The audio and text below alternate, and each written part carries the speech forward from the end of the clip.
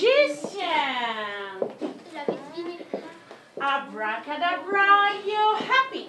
I'm happy. Abracadabra, you sad. I'm sad. Abracadabra, you... Les rituels, c'est très important. Et surtout au CP pour donner confiance aux enfants qui n'ont encore jamais pratiqué une langue étrangère, puisqu'ils ne l'ont jamais pratiqué. Le fait de ritualiser des activités qui sont donc toujours les mêmes permettent de leur donner confiance pour prendre la parole. On se base sur le connu pour aller petit à petit vers l'inconnu. Donc c'est toujours la même chose. Ça permet vraiment aux enfants d'entrer petit à petit dans la séance. Et puis aux plus introvertis, de commencer justement ah, je me souviens de ça, maîtresse, donc je vais tranquillement les amener à parler et justement à apprendre des choses inconnues tout en basant sur ces rituels. C'est très très important. En termes de différenciation, justement, l'élève qui n'aura pas pris la parole pendant plusieurs séances, justement, au bout d'une 10e séance seulement peut-être, il osera enfin, puisqu'il aura entendu maintes fois les phrases dites par les élèves. Hello. Hello. How are you today? I'm fine. Oh, how is Axel?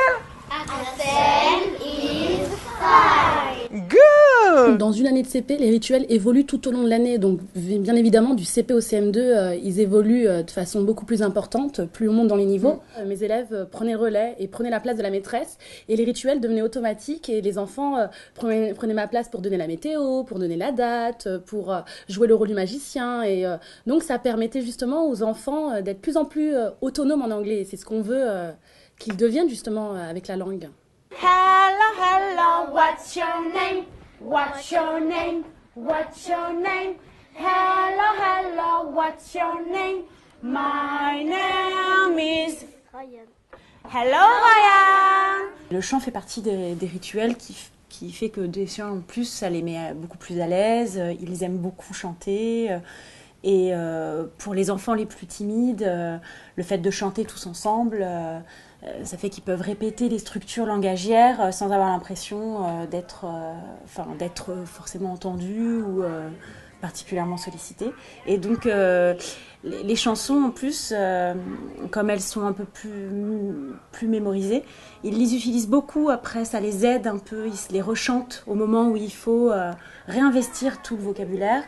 C'est vrai que c'est beaucoup plus simple pour eux de se les rechanter sur une mélodie après, quand il s'agit de jouer avec les marionnettes et de parler. Et justement, c'est très important justement d'avoir un aspect collégial dans les rituels, avant de faire parler l'enfant seul ou en interaction avec un camarade, tous ensemble à un moment donné, qui est une parole en chœur. Puis il ne faut pas oublier qu'on est aussi au CP et on est vraiment on est toujours dans une... On a toujours envie de créer cette transition entre la maternelle et l'élémentaire. Et c'est vrai que le chant est vraiment cet objet transitionnel entre la grande section et le CP. Ça leur parle aux enfants en maternelle. On utilise beaucoup le chant, les comptines comme vecteur de langage pour produire du langage. Et c'est vrai que là, en anglais, ça leur parle particulièrement. My name is Diana. My name is Rita.